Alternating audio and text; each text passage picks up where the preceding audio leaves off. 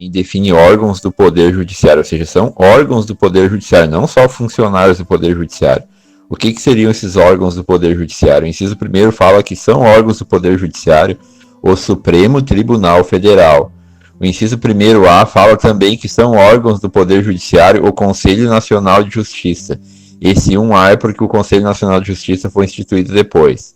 São órgãos do Poder Judiciário também o Superior Tribunal de Justiça, ou seja, o STJ, assim como o Supremo Tribunal Federal, que é o STF, e o Conselho Nacional de Justiça, que é o famoso CNJ, o Superior Tribunal de Justiça e o STJ também são órgãos do Poder Judiciário. É órgão do Poder Judiciário também o Tribunal Superior do Trabalho, o famoso TST, são órgãos do Poder Judiciário os Tribunais Regionais Federais, os TRF, e juízes federais, ou seja, os juízes federais também são órgãos do Poder Judiciário. São órgãos também do Poder Judiciário os tribunais e juízes do trabalho, ou seja, os juízes também é um órgão do Poder Judiciário.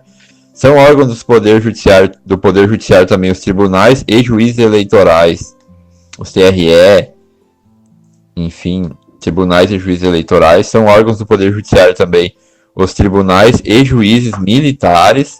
São órgãos do Poder Judiciário também os tribunais e juízes dos estados, do Distrito Federal e dos territórios. Lembre-se que não tem juiz nos municípios, é só dos territórios. Então a questão do juiz, né, ele é diferente de funcionário público, ele não tem estabilidade, ele tem vitaliciedade. Por quê? Porque o juiz ele é um órgão do Poder Judiciário. Mas, só para questionar.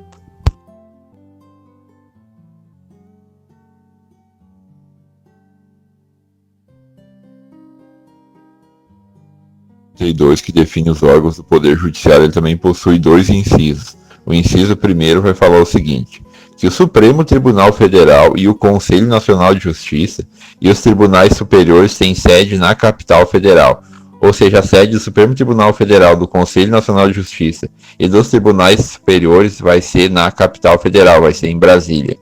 No parágrafo 2º fala o seguinte, o Supremo Tribunal Federal e os tribunais superiores tem jurisdição em todo o território nacional. Ou seja, o Supremo Tribunal Federal, os tribunais superiores, eles são instâncias superiores que se recorrem e a jurisdição dele é todo o território nacional. Lembrando que o Tribunal Superior seria um STJ, Superior Tribunal de Justiça, STM, Superior Tribunal Militar, TST, Tribunal Superior do Trabalho, TSE, Tribunal Superior Eleitoral. Lembrando também que o Conselho Nacional de Justiça, o CNJ, né, ele possui sede, mas não possui jurisdição. Por quê? Porque ele possui um caráter apenas fiscalizatório. Mas, só para questionar.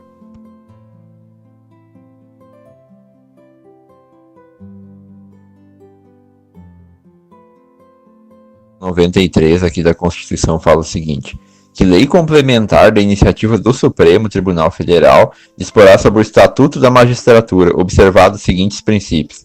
Ou seja, tem uma lei sobre as normas da magistratura, que seria uma lei complementar, e presta atenção, ela é de iniciativa do Supremo Tribunal Federal, não é de nenhum outro órgão superior. Ou seja, a lei complementar, por iniciativa do Supremo, vai dispor sobre o quê? Sobre Estatuto da Magistratura. Tem que haver uma lei complementar, ela tem que ser de iniciativa do Supremo e vai dispor sobre o Estatuto da Magistratura, observado, claro, os seguintes princípios, ou seja, a Constituição já deixa uma série de normativas, uma série de prerrogativas, ou seja, os alicerces do Estatuto da Magistratura, o que pode ser abordado e tal, nos incisos abaixo, que a gente vai abordar logo em seguida. Mas o que fica do 93, para a gente prestar atenção, é que uma lei complementar é que vai tratar dos assuntos do Estatuto da Magistratura, e essa lei complementar tem que ser de iniciativa do Supremo Tribunal Federal. Mas, só para questionar.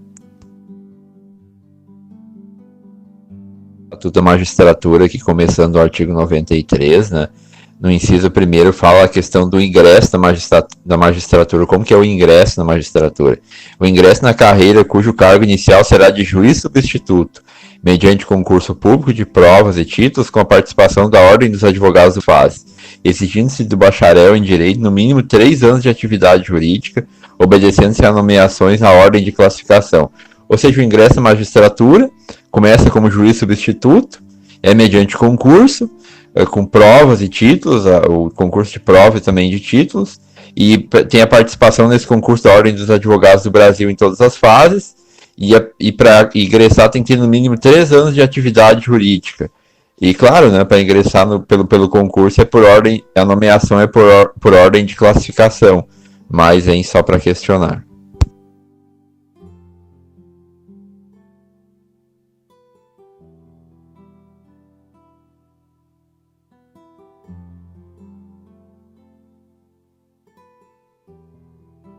Né? Já esse inciso segundo vai falar da promoção. Como é que é feita a promoção? Ou seja, a promoção de entrância para entrância, alternadamente por antiguidade e merecimento, atendido às seguintes normas. Inciso primeiro vem norma A, né?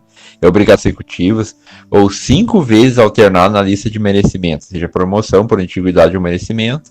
Na A é obrigatória a promoção do juiz que figurar 3 vezes consecutivas na lista, ou 5 vezes alternado na lista de merecimento. Pela letra B diz que a promoção pode ser por merecimento e pressupõe 2 anos de respectiva entrância, ou seja, para ter promoção merecimento tem que ter 2 anos de exercício na respectiva entrância. Tem que integrar o juiz a primeira quinta parte da lista da antiguidade. Se não houver tais requisitos alguém com tais requisitos que aceite o cargo, o lugar vago. Na C, ainda sobre a promoção, que a aferição do merecimento conforme desempenho por critérios objetivos de produtividade. Ou seja, o juiz tem que ser produtivo para ser promovido por merecimento, no exercício da jurisdição e pela frequência e aproveitamento em cursos oficiais ou reconhecidos de aperfeiçoamento.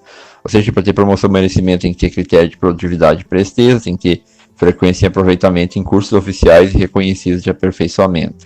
Pela letra D, sobre a promoção, ainda fala o seguinte, que por antiguidade, o tribunal somente poderá recusar, ou seja, para recusar a antiguidade do juiz mais antigo, somente por votos fundamentados, ou seja, aquele voto que vota e justifica por que vota.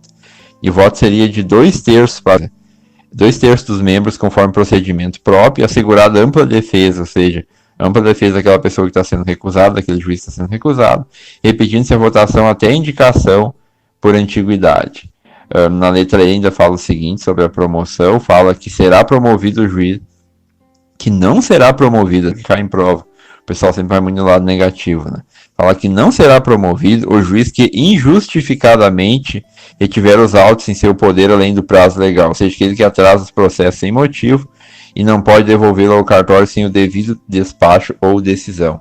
Sobre a promoção no inciso segundo seria isso, mas só para questionar.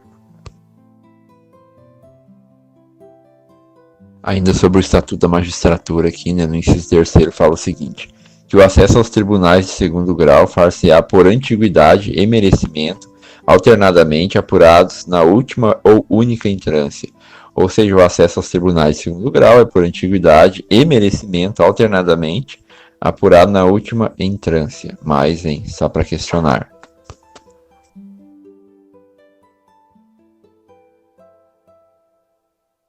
Sobre o Estatuto da Magistratura, no inciso 4º, fala o seguinte, que a previsão de cursos oficiais de preparamento e promoção de magistrado, constituindo-se o que etapa obrigatória do processo de vitaliciamento, a participação em curso oficial ou reconhecido por Escola Nacional de Formação e Aperfeiçoamento de Magistrados. Ou seja, ainda sobre o Estatuto da Magistratura, prevê, né, que cursos oficiais de preparação e aperfeiçoamento é uma etapa obrigatória no processo de vitaliciamento, ou seja, o juiz ele é vitalício, ele não é estável, ele é vitalício, ou seja, para sempre. Então, tem que haver a previsão, né, de cursos oficiais de aperfeiçoamento e promoção e tem que haver a participação no curso oficial ou reconhecido por Escola Nacional de Formação e Aperfeiçoamento de Magistrado. Mas, só para questionar.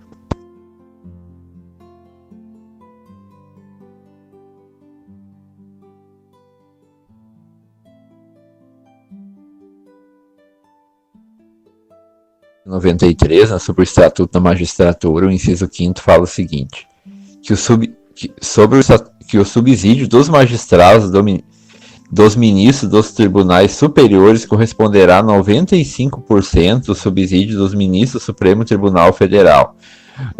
E os demais magistrados terão subsídios fixados em lei escalonada em nível federal e estadual, conforme as respectivas categorias, não podendo a diferença ser superior a 10% ou inferior a 5%, ou seja, pode ser superior a 10 nem inferior a 5, nem exceder a 95% do subsídio mensal dos ministros dos tribunais superiores, ou seja, não pode nem exceder 95% do subsídio dos ministros dos tribunais superiores, obedecendo em qualquer caso disposto no artigo 37, inciso 11, ou seja, Não pode também romper o teto da categoria. Mas, hein, só para questionar.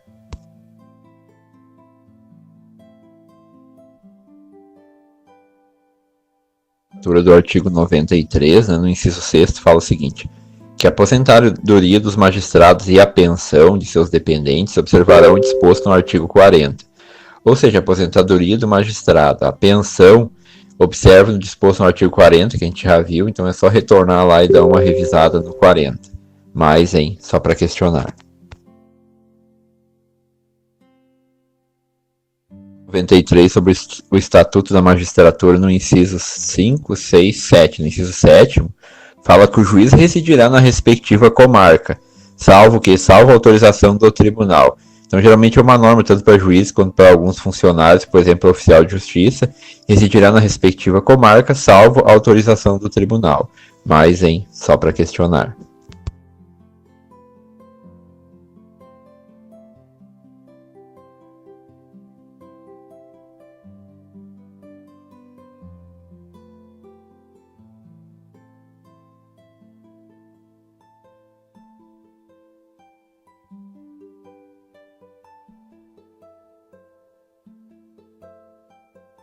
Sobre o Estatuto da Magistratura, no inciso 8º, fala o seguinte: o ato de remoção, disponibilidade e aposentadoria do magistrado, por interesse público, fundar-se-á em decisão por voto da maioria absoluta do respectivo tribunal ou do Conselho Nacional de Justiça, assegurado ampla defesa. Ou seja, a remoção, a disponibilidade e a aposentadoria do magistrado por interesse público é fundada em decisão de quem? Do voto da maioria absoluta de quem? Do respectivo tribunal ou da maioria absoluta do Conselho Nacional de Justiça, assegurada sempre a ampla defesa. Mas, hein, só para questionar.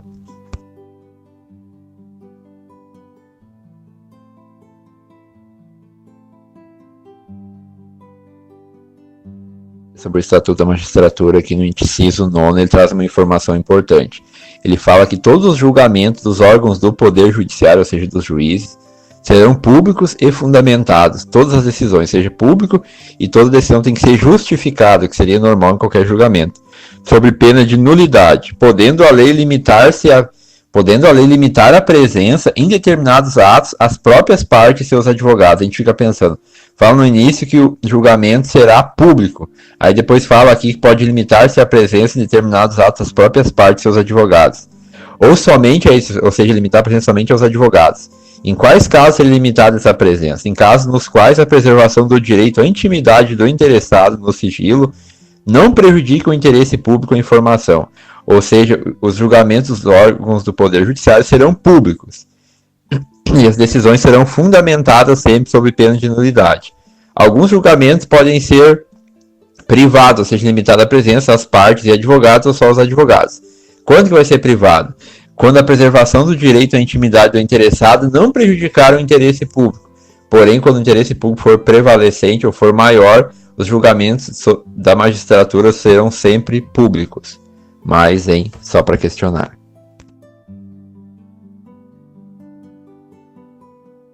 O tema é Estatuto da Magistratura, o inciso 10, cujo tema é decisões administrativas, fala o seguinte: que as decisões administrativas dos tribunais serão motivadas, ou seja, tem que haver um motivo, e serão em sessão pública, sendo que as decisões administrativas que tiver caráter disciplinar serão tomadas pelo voto da maioria absoluta de seus membros. Mas, hein, só para questionar. 33, cujo tema é Estatuto da Magistratura, no seu inciso 11, o tema é Constituição de órgão especial com atribuição administrativa e jurisdicional. Então, o inciso 11 fala o seguinte: nos tribunais com um número superior a 25 julgadores, poderá ser constituído que órgão especial com o mínimo de 11 e o máximo de 25 membros, para o exercício de atribuições administrativas e jurisdicionais. Essas atribuições serão delegadas por quem delegada da competência do Tribunal do Pleno, provendo-se a metade das vagas desse órgão por antiguidade e a outra metade por eleição pelo Tribunal Pleno. Por isso que ele vai delegar tudo. Mas, hein, só para questionar. 93, cujo tema é Estatuto da Magistratura, no seu inciso 12 tem o tema Atividade Jurisdicional. O que fala o inciso 12? Que a atividade jurisdicional ela será ininterrupta, sendo vedado férias coletivas. Claro, se é ininterrupta não pode haver férias coletivas nos juízes. E tribunais de segundo grau funcionando nos dias em que não houver expediente forense normal, juiz em plantão permanente, ou seja, a atividade jurisdicional é ininterrupta, vedado férias coletivas, funcionando em plantão permanente, mas, só para questionar. 93, então, sobre o Estatuto da Magistratura, no seu inciso 13, fala sobre o tema número de juízes. Fala o seguinte: o número de juízes na unidade jurisdicional será proporcional à efetiva demanda judicial ou à respectiva população. Ou seja, resumindo, o número de juízes é proporcional à demanda e à população, mas, só para questionar. Tem 3, então, da Constituição, cujo tema é Estatuto da Magistratura, fala sobre os atos dos servidores. Fala que os servidores receberão delegação para a prática de atos de administração e atos de mero expediente sem caráter decisório. Resumindo, os servidores do judiciário, o que eles fazem? Eles fazem o que é delegado para eles fazerem, que são atos de administração e atos de expediente, e sem caráter decisório. Servidores, não os juízes, né? Mas, só para questionar. Resumindo, o judiciário quem decide é os juízes. Servidor não decide, servidor só faz o que é delegado para fazer. E o que um servidor pode ser delegado para fazer? Atos de administração e atos de mero expediente, que é atender o público, enfim. Atos somente sem caráter decisório. Mas, só para questionar. 93, cujo tema é Estatuto da Magistratura, no seu inciso 15º, o inciso 15 e último, fala sobre a distribuição dos processos. E é bem simples, fala que a distribuição dos processos será imediata em todos os graus de jurisdição, ou seja, nada de reter processo. A distribuição ela é imediata em todos os graus de jurisdição. Mas, só para questionar.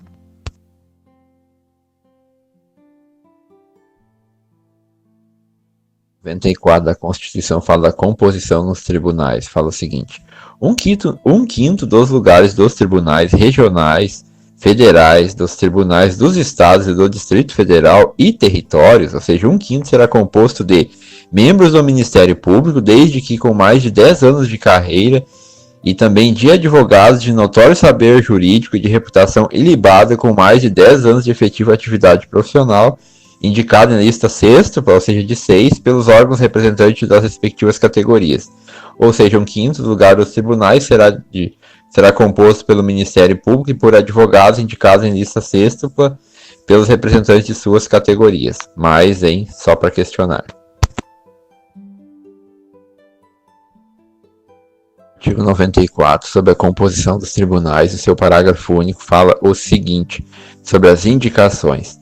Recebida a indicação, o tribunal formará uma lista tríplice, ou seja, vai ser indicado 6 pessoas. Recebida a indicação, o tribunal formará uma lista tríplice e enviada ao Poder Executivo, que nos 20 dias subsequentes escolherá um de seus integrantes para nomeação. Ou seja, é indicada uma lista sexta pelos órgãos de representantes das respectivas classes, e essa lista é recebida, essas indicações do tribunal vai formar uma lista tríplice, será enviada ao Poder Executivo, que escolherá um para nomeação. Mas, só para questionar. A Constituição vai elencar uma série de garantias que os juízes gozam, ou seja, os juízes gozam das seguintes garantias, 2 pontos. Em seguida, as garantias que os juízes têm direito, mas, só para questionar. Cujo tema é garantia dos juízes, no inciso 1º, o tema é vitaliciedade. O que seria isso? Vitaliciedade que no primeiro grau só será adquirida após 2 anos de exercício, dependendo a perda do cargo nesse período, ou seja, nesse período pode perder o cargo em caso de deliberação do tribunal a que o juiz estiver vinculado, e nos demais casos depende de sentença judicial transitada em julgado.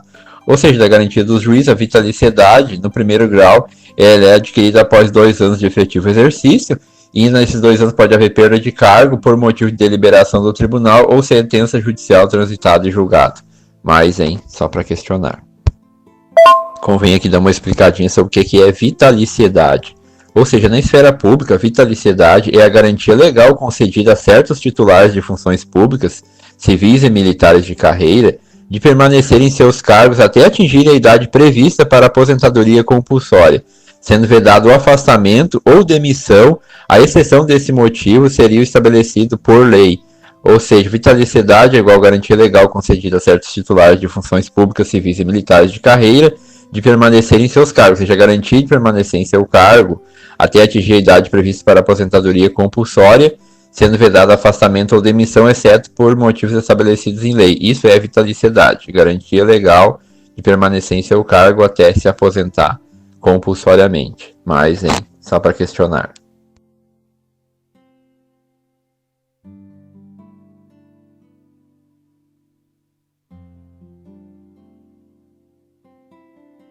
(95) das garantias dos juízes, aqui no inciso 2º, fala da inamovibilidade, salvo por motivo de interesse público na forma do artigo 93, inciso 8º.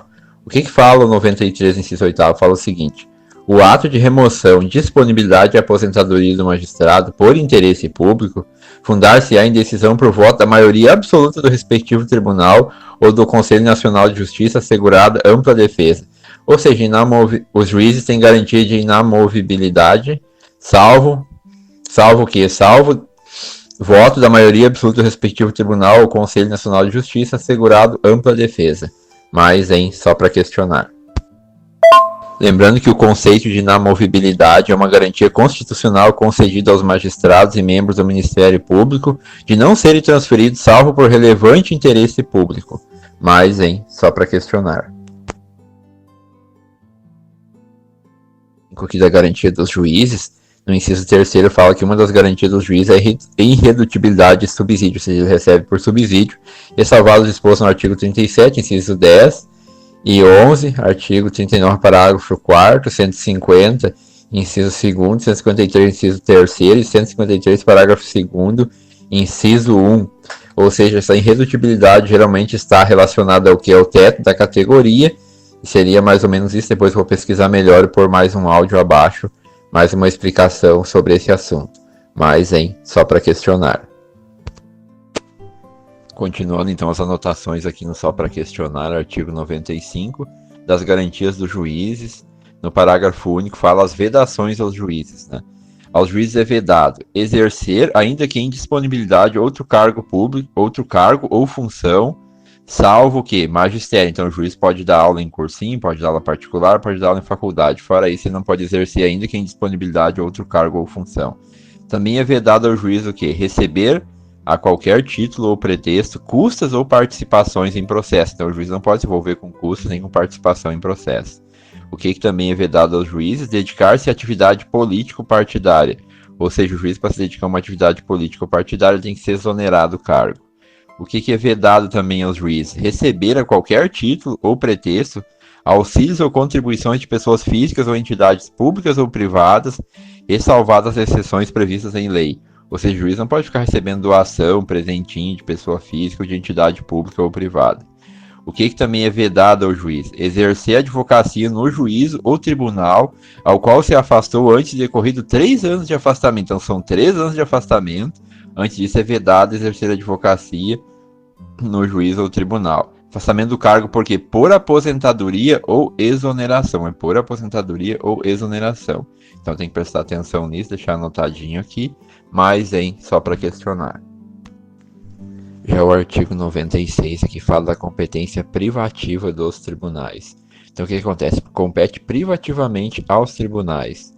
Compete a ele eleger seus órgãos diretivos, elaborar seus regimentos internos com observância das normas de processo e das garantias processuais das partes, dispondo sobre a competência e o funcionamento dos respectivos órgãos jurisdicionais e administrativos. Compete também privativamente aos tribunais. Na letra B fala em organizar suas secretarias e serviços auxiliares e os dos juízos que lhe forem vinculados, velando sempre pelo exercício da atividade correcional respectiva. Então, compete também privativamente na letra C, prover na forma prevista nessa Constituição os cargos de juiz de carreira da respectiva jurisdição. Compete privativamente aos tribunais também na letra D, propor a criação de novas varas jurisdicionais. Também compete privativamente aos tribunais, na letra E, prover por concurso público de provas ou de provas e títulos, obedecido disposto no artigo 169, parágrafo único, os cargos de quê? Os cargos necessários à administração da justiça, exceto os cargos de confiança, assim definidos em lei. Compete também privativamente aqui na letra F, conceder licença, férias e outros afastamentos a seus membros, aos juízes e servidores que lhes forem imediatamente vinculados. Então, seriam essas competências privativas relativas aos tribunais do artigo 96, inciso 1º. Mais, só para questionar. Vamos continuar, então, a competência privativa aqui no artigo 96, no inciso 2º. Compete privativamente ao Supremo Tribunal Federal, aos tribunais superiores e ao Tribunal de Justiça. O que compete privativamente a eles? Propor ao Poder Legislativo. O que compete a eles propor ao Poder Legislativo? Na letra A, compete privativamente ao Superior Tribunal Federal, aos tribunais superiores e ao Tribunal de Justiça propor ao Poder Legislativo. Letra A, alteração do número de membros dos tribunais inferiores. Compete também propor ao Poder Legislativo, na letra B, a criação e extinção de cargos e remunerações dos serviços auxiliares e dos juízes que lhe forem vinculados, bem como também compete propor a fixação de subsídio de seus membros e dos juízes, inclusive dos tribunais inferiores, onde houver. Compete privativamente ainda propor ao Legislativo o quê? A criação ou extinção dos tribunais inferiores. Compete ainda privativamente do Supremo Tribunal Federal, Tribunais Superiores, Tribunal de Justiça, propor ao Legislativo o quê? A alteração da organização e das divisões judiciárias. Então, seria isso a competência privativa, mas só para questionar. Ainda no artigo 96, aqui, compete privativamente, inciso 3º, aos tribunais de justiça, que compete a eles julgar os juízes estaduais e do Distrito Federal e territórios, bem como os membros do Ministério Público no quê? Nos crimes comuns e de responsabilidade, ressalvada a competência da Justiça Eleitoral. Mas, só para questionar. Vamos então umas anotações aqui do artigo 97, cujo tema é declaração, artigo 97 da Constituição. O tema é declaração de inconstitucionalidade através do voto.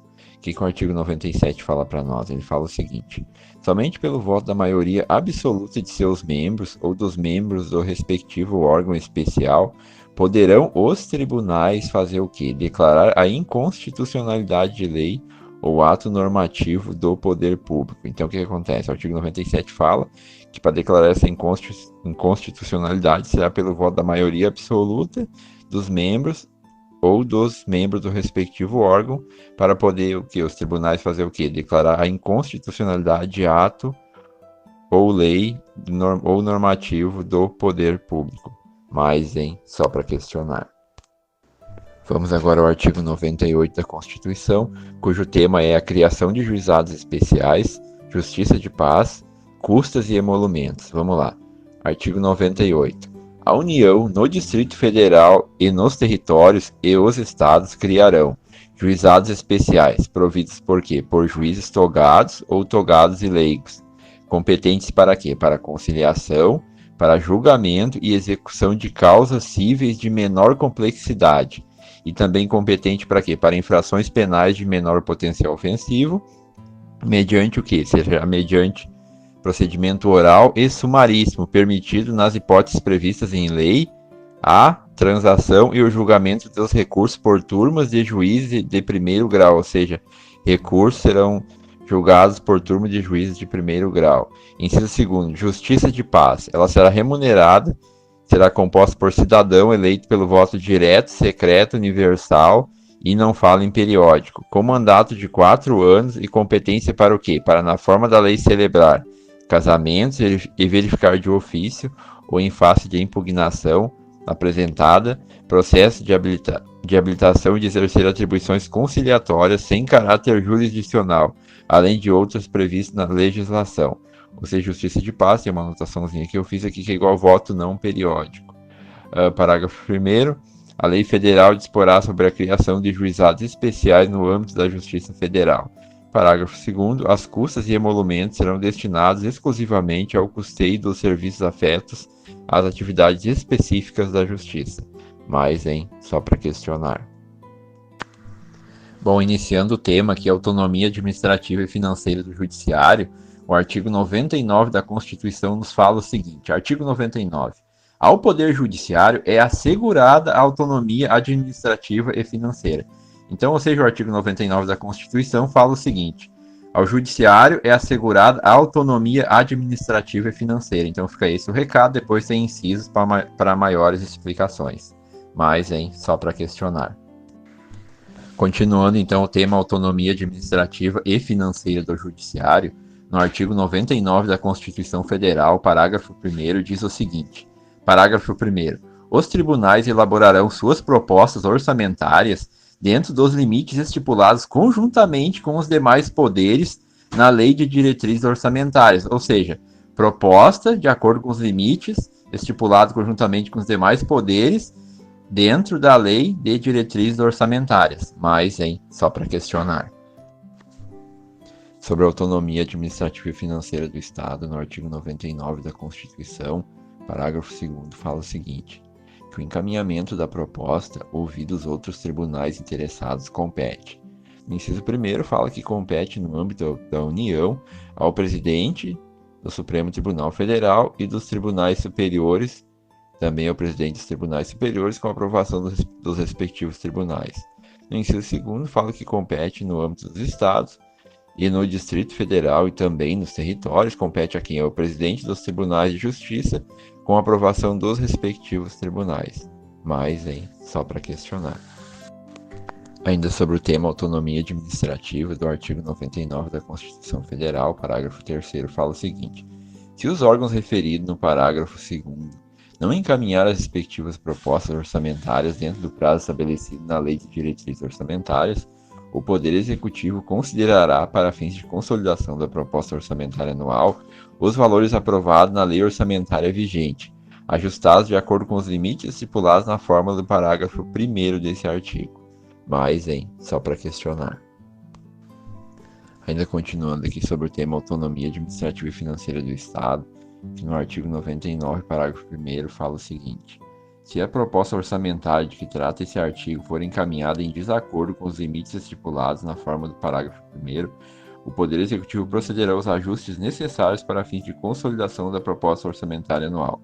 Então dá para marcar algumas palavras aqui, por exemplo, se a proposta ela estiver em desacordo com os limites estipulados, o que o Executivo vai fazer? Ele vai fazer os ajustes necessários para a consolidação da proposta orçamentária anual. Mas, hein, só para questionar. Continuando ainda o tema autonomia administrativa e financeira do Judiciário, no artigo 99 da Constituição Federal, parágrafo 5º, ainda fala o seguinte, que durante a execução orçamentária do exercício não poderá haver realização de despesas ou assunção de obrigações que extrapolem os limites estabelecidos na Lei de Diretrizes Orçamentárias, exceto se previamente autorizados mediante abertura de crédito suplementar ou especiais. O que dá para tirar desse parágrafo 5º aqui? Que na execução orçamentária, não poderá haver despesas nem obrigações que extrapolem os limites, exceto se previamente autorizado. Autorizado por quê? Mediante crédito suplementar ou especial. Mas, hein, só para questionar. E agora vamos com o tema pagamento, no artigo 100 da Constituição Federal, que vai falar o seguinte. No artigo 100 diz que o quê?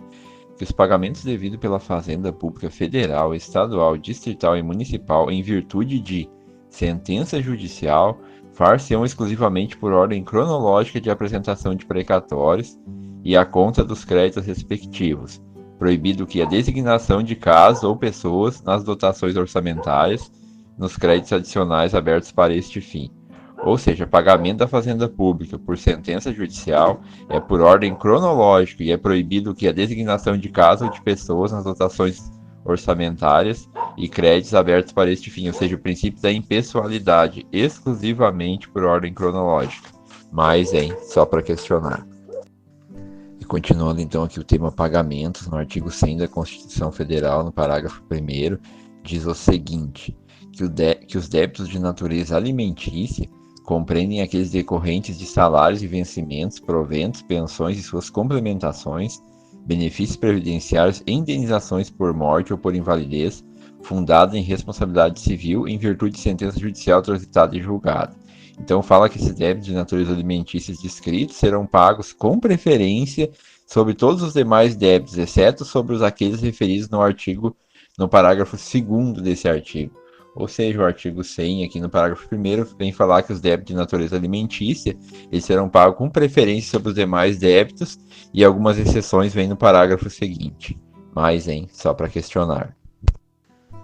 Olhando aqui ainda sobre o tema pagamentos, no artigo 100, parágrafo 2º da Constituição Federal, que diz o seguinte, diz que os débitos de natureza alimentícia, cujos titulares originários ou por sucessão hereditária tenham 60 anos de idade ou mais, ou sejam portador de doença grave ou pessoa com deficiência, assim definidos na forma da lei, serão pagos com preferência sobre os demais débitos até o valor equivalente ao triplo fixado em lei, disposto no artigo 3º, e para os fins dispostos no parágrafo 3º, que a gente não olhou ainda, desse artigo, admitido fracionamento para essa finalidade, sendo que o restante será pago na ordem cronológica de apresentação do precatório.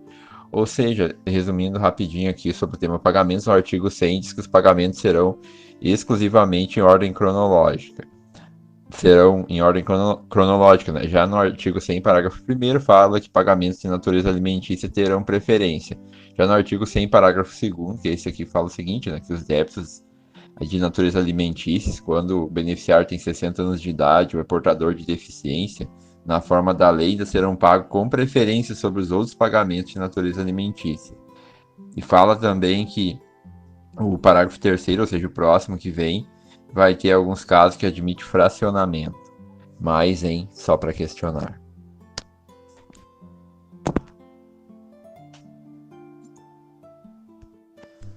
Ainda sobre o teminha pagamentos, do artigo 100 da Constituição Federal, no parágrafo 3º da Constituição vai falar o seguinte, que o disposto no caput desse artigo, ou seja, no 100, relativo à expedição de precatórios, que isso não se aplica a pagamentos e obrigações que são definidas em lei como de pequeno valor, que as fazendas têm que pagar em virtude de sentença judicial transitada em julgado. Então fica esse o recadinho, mas, só para questionar. Ainda continuando aqui, então, o tema pagamentos, no artigo 100, no parágrafo 4º, vem falar o seguinte, parágrafo 4º da Constituição, fala o seguinte, que para fins do disposto no parágrafo 3º, ou seja, das obrigações de pequeno valor, então o que fala? Disposto no parágrafo 3º poderão ser fixados por leis próprias, valores distintos às entidades de direito público, segundo as diferentes capacidades econômicas, sendo que no mínimo igual ao valor do maior benefício do regime geral de previdência social. Ou seja, sobre os pagamentos de pequeno valor, fala que para fins disposto 3º poderão ser fixadas leis próprias, segundo a capacidade econômica, sendo que o mínimo deve ser igual ao maior benefício do regime geral de previdência social. Mas, só para questionar. Continuando aqui o teminha pagamentos, então no artigo 100, parágrafo 5º da Constituição Federal diz o seguinte, que é obrigatória a inclusão no orçamento das entidades de direito público de verba necessária ao pagamento de seus débitos oriundos de sentença transitada em julgado, constante em precatórios judiciários apresentados até 1º de julho, fazendo-se o pagamento até o final do exercício seguinte, quando terão seus valores atualizados monetariamente. Então, resumindo, é obrigatória a inclusão no orçamento de verba para pagamento de sentenças transitadas em julgado, de precatórios judiciários, apresentados até dia 1º de julho, fazendo-se o pagamento até o final do exercício seguinte, quando terão seus valores atualizados monetariamente. Mas, só para questionar. Ainda sobre o tema pagamentos, aqui no artigo 100, parágrafo 6º da Constituição fala o seguinte, que as dotações orçamentárias e os créditos abertos serão consignados diretamente ao Poder Judiciário, cabendo ao presidente do tribunal que proferir a decisão exequenda determinar o pagamento integral e autorizar, a requerimento do credor, e exclusivamente para caso de preterimento de seu direito de precedência ou de não alocação orçamentária do valor necessário à satisfação do débito, autorizar o sequestro da quantia respectiva. Ou seja, resumindo as partes mais importantes, dotações orçamentárias relativo ao Poder Judiciário, que cabe ao presidente do tribunal proferir decisão, determinar pagamento e também autorizar em caso de preterimento do direito de precedência ou de não alocação orçamentária, autorizar o sequestro da quantia respectiva. Mas, só para questionar. Ainda sobre pagamentos, no artigo 100, parágrafo 7º da Constituição, ainda fala o seguinte, que o presidente do tribunal competente por ato comissivo ou omissivo, ou seja, que esse presidente, se ele retardar ou tentar frustrar a liquidação regular de precatórios, incorrerá em crime de responsabilidade e responderá também perante o Conselho Nacional de Justiça. Ou seja, marcando as partes mais importantes, então quer dizer o seguinte, que o presidente do tribunal que retardar ou frustrar a liquidação regular de precatórios, ele incorrerá em crime de responsabilidade e responderá também perante o Conselho Nacional de Justiça. Mas, só para questionar. Ainda sobre o teminha pagamentos, aqui no artigo 100, parágrafo 8º da Constituição Federal, fala o seguinte. No 8º fala assim, que é vedado a expedição de precatórios complementares ou suplementares de valores pagos, bem como o fracionamento, repartição ou quebra de valor da execução para fins de enquadramento de parcela do total, ao que dispõe no parágrafo 3º desse artigo. Ou seja, vendo assim, resumidamente, fala o seguinte, é vedado precatórios complementares ou suplementares, bem como o fracionamento, para quê? Para que haja quebra de valor para fins de enquadramento de parcela, ao que dispõe no parágrafo 3º desse artigo. O que fala o terceiro aqui do 100? Ele fala que as obrigações de pequeno valor, ou seja, vedado pegar uma obrigação maior e fracionar ela para fazer pagamento fracionado para se encaixar nos critérios de obrigações de pequenos valores.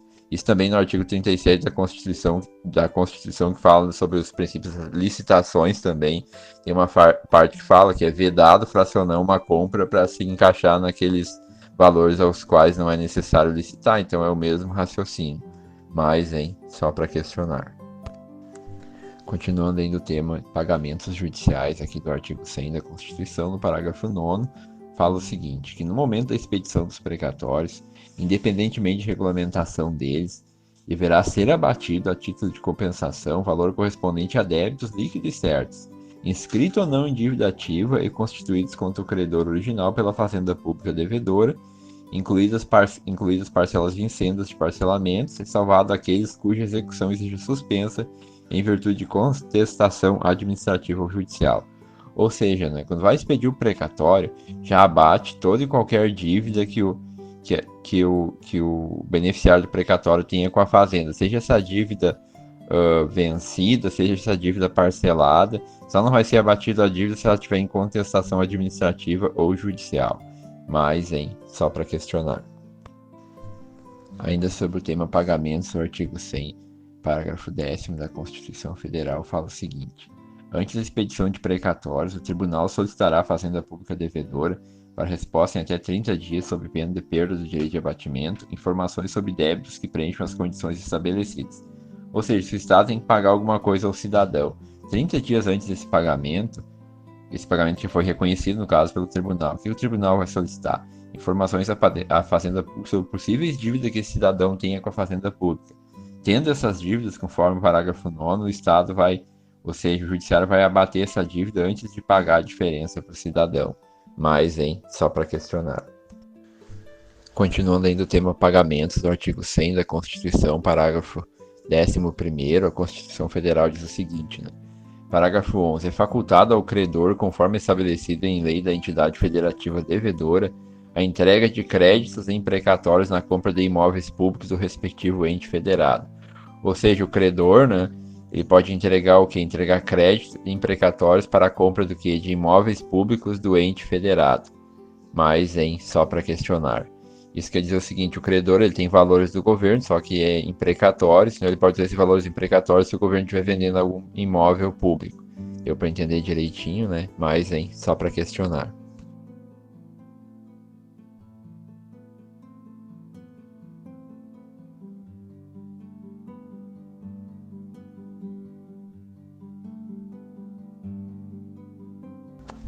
E abordando agora o tema pagamentos no artigo 100 da Constituição, do parágrafo 12 ao 20, o tema é o seguinte, o tema é pagamentos de precatórios. O parágrafo 12 vai falar o quê?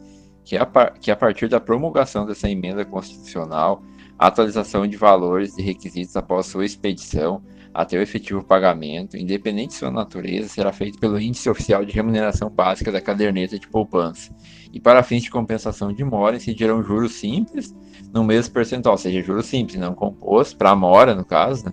No mesmo percentual de juros incidentes sobre a caderneta de poupança, ficando excluída a incidência de juros compensatórios. Ou seja, a partir da expedição de sentença judicial, a correção é pela poupança e a compensação e mora também.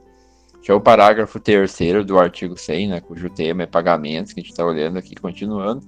No terceiro, aqui, pagamentos precatórios, né, fala o seguinte: o credor poderá ceder total ou parcialmente seus créditos imprecatórios a terceiros, independentemente da concordância do devedor, não se aplicando ao cessionário o disposto no parágrafo 2º e 3º. Ou seja, o crédito judicial imprecatório pode ser cedido a terceiros, não se aplicando o quê? Em caso de pensão alimentícia ou pequenos valores. Ou seja, tem algo a receber do governo. Tu pode ceder esse valor que tem a receber para alguém que tu esteja devendo, exceto se essa dívida for de pensão alimentícia ou se for pequenos valores.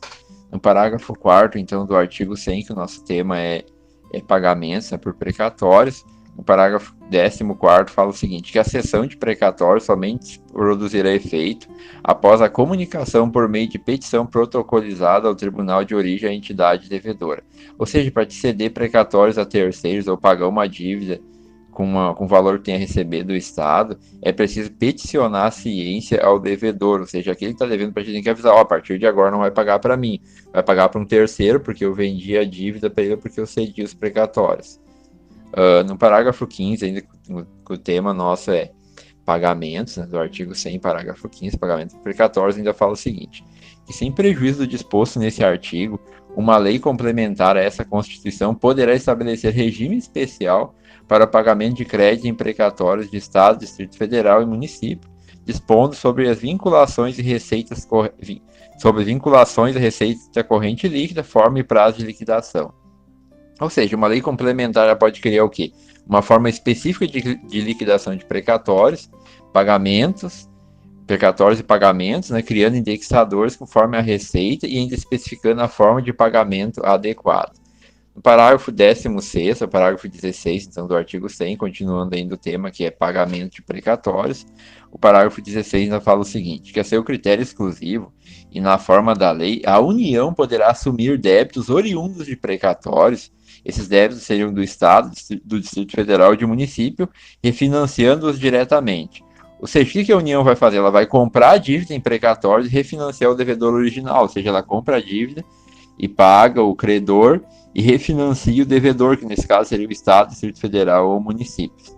Continuando aqui no parágrafo 17 do artigo 100, cujo tema é dívida por precatórios, que fala o seguinte: que a União, os Estados, o Distrito Federal e os municípios aferirão mensalmente, ou seja, conferirão mensalmente, compararão em base anual o comprometimento de suas respectivas receitas correntes líquidas com o pagamento de precatórios e obrigações de pequeno valor. Ou seja, será conferido mensalmente o impacto do pagamento de precatórios na receita de cada ente. Ainda no parágrafo 18, ainda que o tema continue o mesmo, parágrafo 18 do artigo 100, que é precatório, ou seja, dívida do Estado, fala o seguinte: que entende-se como receita corrente líquida, ou seja, explica o que é receita corrente líquida, para os fins de que trata o parágrafo 17, o que seria? O somatório das receitas tributárias patrimoniais, industriais, agropecuárias, de contribuições de serviços, de transferências correntes e de outras receitas correntes, incluídas oriundas do parágrafo 1º do artigo 20 da Constituição Federal, verificando no período compreendido pelo segundo mês imediatamente anterior ao de referência e aos 11 meses precedentes, excluídas as duplicidades e deduzidos. O que seria deduzidos? Deduzido qual duplicidade? Na União, as parcelas entregues aos Estados, ao Distrito Federal e aos municípios por determinação constitucional. Nos Estados, a mesma coisa, as parcelas entregues aos municípios por determinação constitucional. Ainda no parágrafo 3º vai dizer que a União, os Estados, o Distrito Federal e os municípios, a contribuição dos servidores para a custeio de seu sistema de previdência e assistência social será deduzida, e as receitas provenientes de compensação financeira referidas no parágrafo 9º do artigo 201 da Constituição Federal. Então, resumindo e pesquisando o que cada coisa dessas quer dizer, dá para anotar o seguinte: que a receita corrente líquida serão geradas pelos tributos de patrimônio, de pelos tributos, pelo patrimônio, pela indústria, pela agropecuária e contribuições de transferências correntes, receitas correntes e a participação no resultado da exploração de petróleo ou gás natural e de recursos hídricos para fim de geração de energia elétrica e de outros recursos minerais nos respectivos territórios, plataforma continental, mar territorial ou zona econômica exclusiva ou compensação financeira por essas exploração. Então é daí que vem a receita corrente líquida.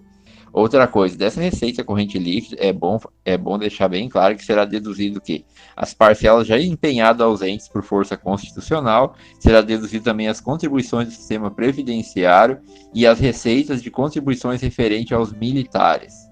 Continuando, então, depois do parágrafo 18, agora no parágrafo 19, continuando ainda o tema, o que seria o tema? É pagamentos por precatórios, né? Então, o parágrafo 19 vai dizer o seguinte aqui para nós, né? Caso o montante total de débitos decorrente de condenações judiciais em precatórios e obrigações de pequeno valor, num período de 12 meses, se ele ultrapassar o que? A média do comprometimento percentual de receita corrente líquida nos 5 anos imediatamente anteriores, essa parcela que exceder esse percentual poderá ser financiada, excetuado que os limites de endividamentos que tratam o inciso 6º e 7º do artigo 52 da Constituição Federal e de quaisquer outros limites de endividamento previstos não se aplicando a esses